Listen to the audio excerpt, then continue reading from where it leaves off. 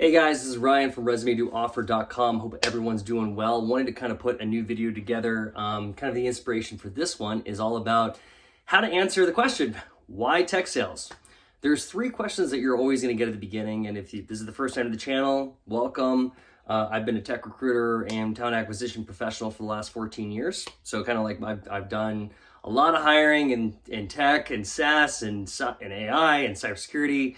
So want to give you guys a little bit of some tidbits, some tips on what to say during one of the most pivotal questions that you're going to be getting. And obviously you have to make a good first impression with the recruiter. You want them to become a champion for you so that they're really pushing you through the entire process, because trust me, you're not the only one in that pipeline, okay? So let's talk about this. The three most common questions you're going to get at the beginning is, what do you know about us so far? Tell us about yourself. Why tech sales? And the why tech sales question is a little bit two-parter, okay? It's kind of like why sales and why tech. There's kind of two parts in there. And you have to really sell this on there. And I feel like this is one of those questions that a lot of people mess up. I do some of the group calls with higher levels, and I run kind of their resume Q&A. And, we have one guy on there who had not done sales. He's had a very successful career in digital marketing, and he was having trouble with this question, like why tech sales? And he had a friend in tech sales, and I guess he was giving him feedback on this, and he kind of floated the question over to me, and I started to give him some advice. So that's kind of where the inspiration for this video kind of came from. But why tech sales? What is the best way to articulate a good answer for yourself? So number one, you have to make sure that it's not like you're running away from something, okay? This happens a lot where I get it. People are getting into tech, getting into sales because maybe they're not happy with the current career they're in, or the job that they're in, or they got laid off or fired. That happens, I know, occasionally. You got to make sure you're not speaking negatively about your past employer or your current circumstances, okay? It has to be a lot more where, what is the future you're looking for? What is the actual goals that you have? Ideally, when you're doing a goal timeline as a new SDR, BDR, you're looking within the next 2 to 5 years. So when you're answering the question of what your goals are, it should be within a 2-year window, okay? The hiring manager and the recruiters are looking for focus. It's the same idea as when we look at like what's called OKRs, objectives and key results. It's a lot of goal setting.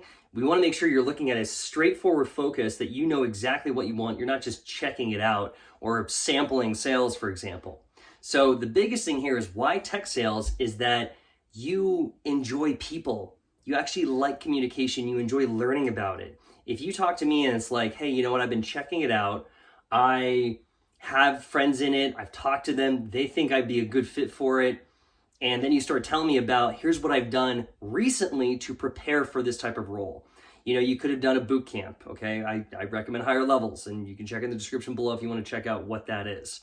But you did a boot camp, or you read books on it, or you listened to podcasts, or you started, in your last position, you're doing a lot of communication. You like people.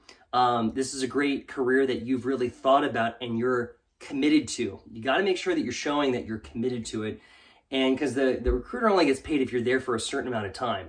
So if I'm looking at somebody, I think like, hey, they're just here to like sample it, and when the going gets tough, they're out the door. I'm not going to hire that person. That guy goes in the do not move forward list, okay? I'm looking for the person who actually knows the expectations of the role.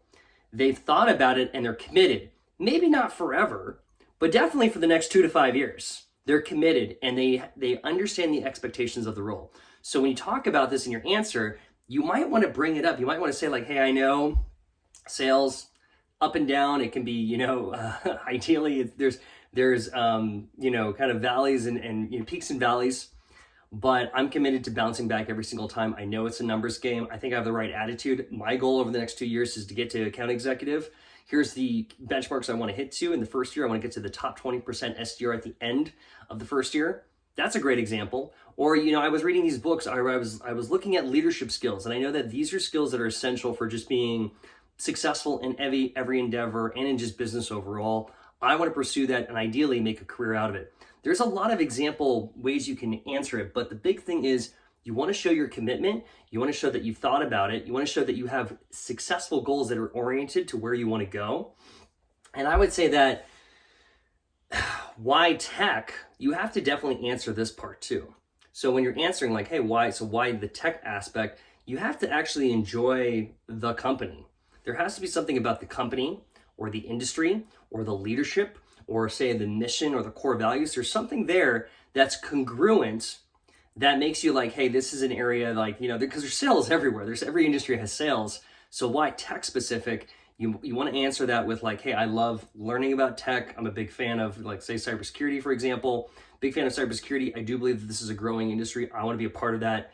And I do think it's important for every single organization. So I like learning about it. I've learned, recently I've been looking about Security Plus, been reading all these different books on sales and just reading the expectations of the role and the day-to-day, I believe that I can get this done. And here's my focus over the next 2 years. So you're kind of talking a little bit about past, present, and future. Future with the goal-oriented, present with what you're doing currently to prepare for the role, and past on maybe somebody said you were good at sales. Maybe you've done some research in the past. Ideally, the candidate that I'm looking for has a natural gift for, communication or quantitative analysis, as well as they like to learn about it. They're interested in learning about this career, this industry, these particular skill sets. Those are the best candidates that I want to talk to. And usually they give me, better retention in the companies that I'm hiring for. So I look good. I look like a rock star as a good recruiter. So there's some tidbits on that. I hope that was helpful.